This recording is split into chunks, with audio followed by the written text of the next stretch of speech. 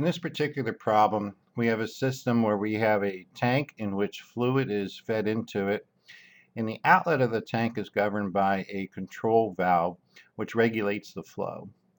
The flow rate going through the control valve, we'll call V sub dot, is equal to the equation given at the top of the slide, where it's proportional to the valve coefficient of this valve. In this case, it's 36, times the square root of the pressure drop across the valve, delta P, which is given in units of pounds per square inch, divided by the specific gravity of the fluid. The units of the flow rate through this valve will be in gallons per minute. And the goal of this problem is to determine at what point will the level inside the tank be when the fluid leaving the tank will equal the fluid entering the tank in terms of flow rate. What will the height be, and then what will the volume be for this particular problem. Now let's take a look at what will happen as we introduce the feed into the tank. Initially, the level in the tank is near zero, and we start pumping in fluid at 85 gallons per minute. Since the flow rate leaving the tank is governed by that valve, and that valve is governed by the pressure across that valve, we will find that the flow rate is very small leaving the valve at low liquid heights. However, as the liquids to gain in level inside the tank, the pressure before the valve starts to increase, and therefore the pressure drop across the valve will also increase, increasing the outlet flow. And this will continue until we reach the point where we're at steady state at this level H, where that outlet flow will equal the inlet flow. Let's look at it from a mass balance point of view. The change of mass of fluid in the tank with respect to time is just equal to the mass flow rate at the inlet minus the mass flow rate at the outlet. At steady state, the inlet and outlet mass flow rates will equal each other. Therefore, dm dt will become zero, and that will be our steady state value.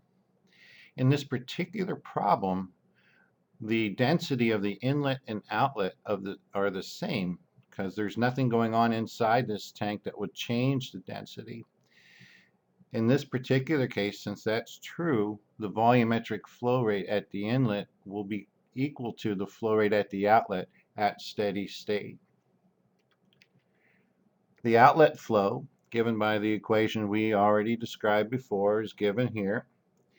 And let's look at that delta P term.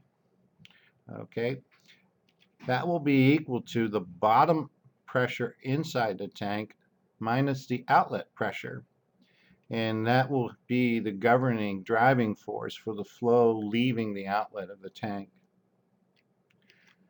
Now at the bottom of the tank, using hydrostatic principles, we know that it will equal to the pressure in the tank above the fluid plus the pressure due to the height of liquid in the tank given by rho GH.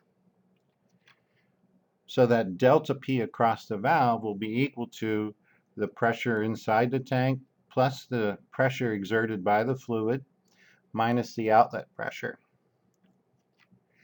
In our particular example, we are told that the vessel is actually vented to the atmosphere.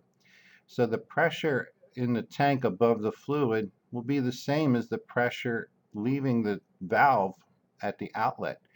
So therefore those two pressures are equal, and so our pressure drop across the valve will just be equal to rho GH. So now let's apply some of our math and mass balances in this particular problem. The outlet flow is given above, and we are going to use the equation that we determined for the pressure drop in this particular problem, where that will be equal to rho GH. And this will determine the flow rate leaving the outlet of this tank. The specific gravity of our fluid is 1.1 given in the problem, and that's equal to the density of that fluid divided by a reference density. In this case, our reference fluid is water. Solving for the density, we use the density of water at 1,000 kilograms per cubic meter, and so our density of our fluid is 1,100 kilograms per cubic meter. The pressure drop across the valve can be determined by rho GH, where the density is in kilograms per cubic meter. The value of G is 9.8 meters per second squared, and the height H will be in meters.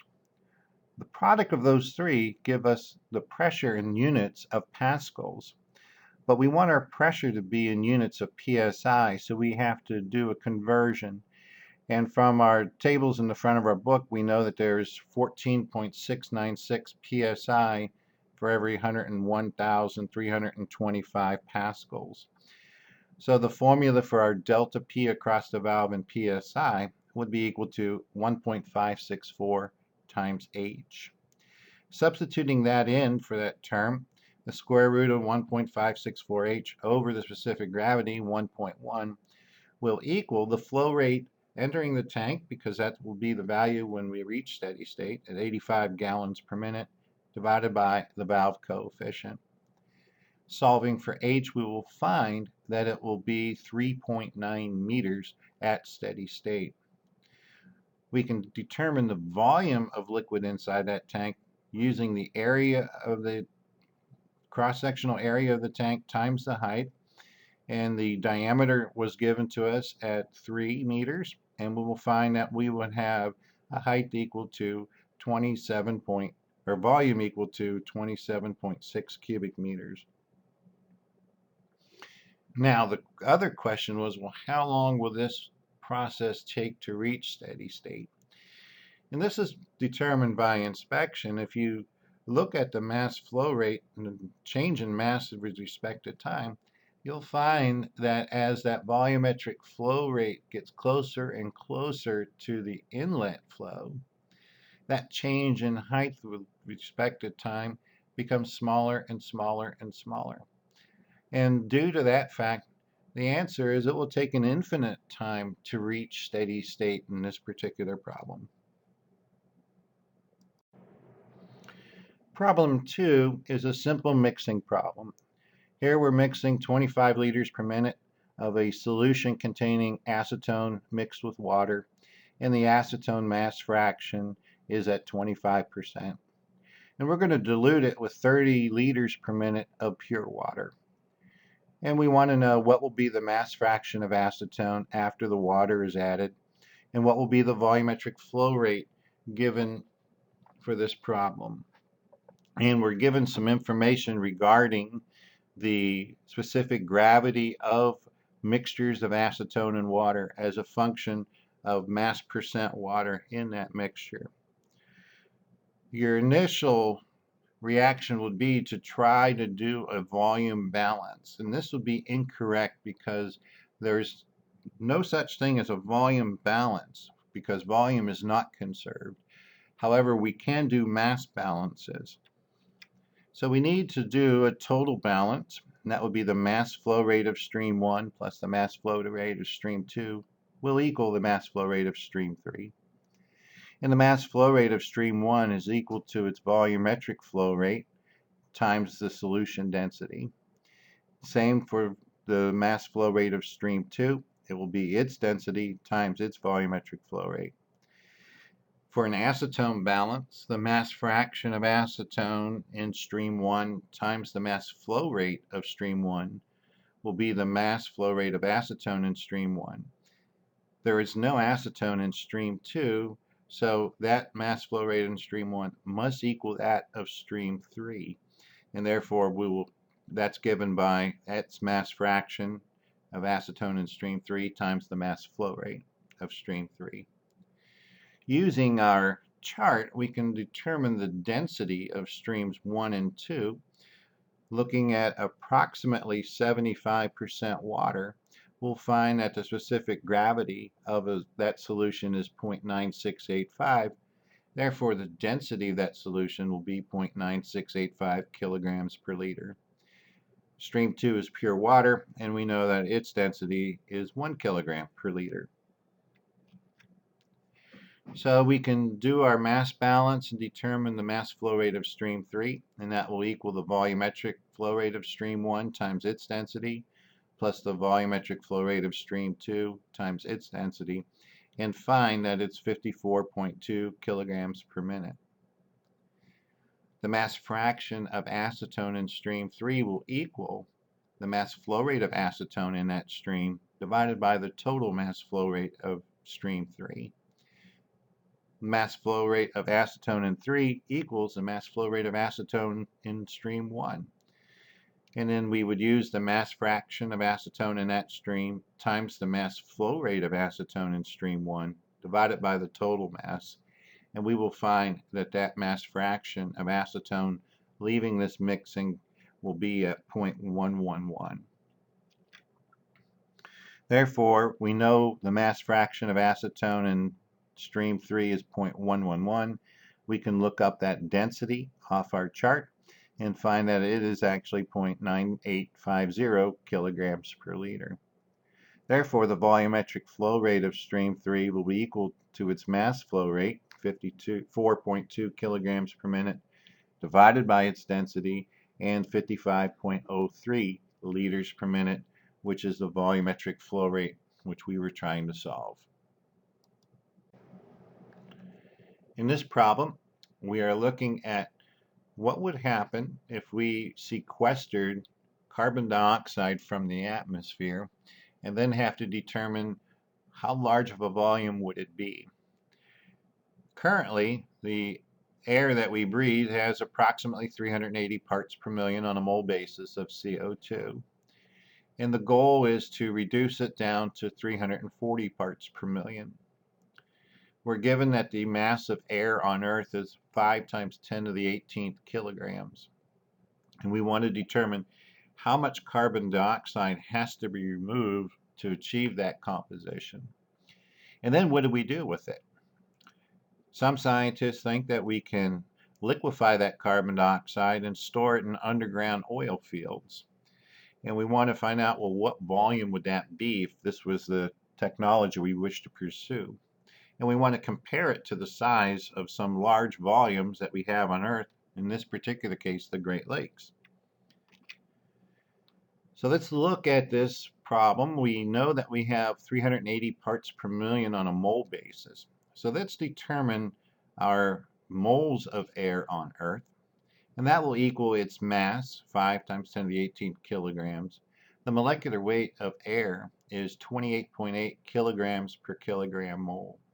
If you're not certain where that came from, please take a look at Chapter 2 in your textbook where it will describe this. And doing our calculation, we get 1.74 times 10 to the 17th kilogram moles of air. We're going to remove carbon dioxide. So the initial composition is 380 parts per million, and the final composition will be 340. So let's just take the difference between the two, and that will be how much CO2 is removed. And that will be on parts per million, so we'll have 380 minus 340 kilogram moles of CO2 for every million kilogram moles of air. And then we multiply it by the number of moles of air in our atmosphere, which we just calculated, and determine that the kilogram moles of carbon dioxide removed is 6.9 times 10 to the 12th. The mass removed is just equal to the moles times its molecular weight, and we get 3.1 times 10 to the 14th kilograms. We'll use the density to help us determine the volume of carbon dioxide removed. So we take the mass removed, 3.1 times 10 to the 14th kilograms. Its density we can calculate based on its specific gravity will be 773 kilograms per cubic meter. And I'm going to convert my volume from meters cubed to kilometers cubed. And I know that there's 1,000 meters in a kilometer, so there must be 1,000 meters cubed per cubic kilometer. And so that volume of carbon dioxide removed will be 395 cubic kilometers. Let's take a look at some volumes of our Great Lakes systems, and we find that Lake Erie, being the smallest lake, has a volume of approximately 480 cubic kilometers. And that's the closest one to the volume we would have to remove. So if we were to sequester carbon dioxide in underground oil fields, the volume that will reduce the CO2 content of the air to 340 parts per million would be approximately 3/4 the size of Lake Erie.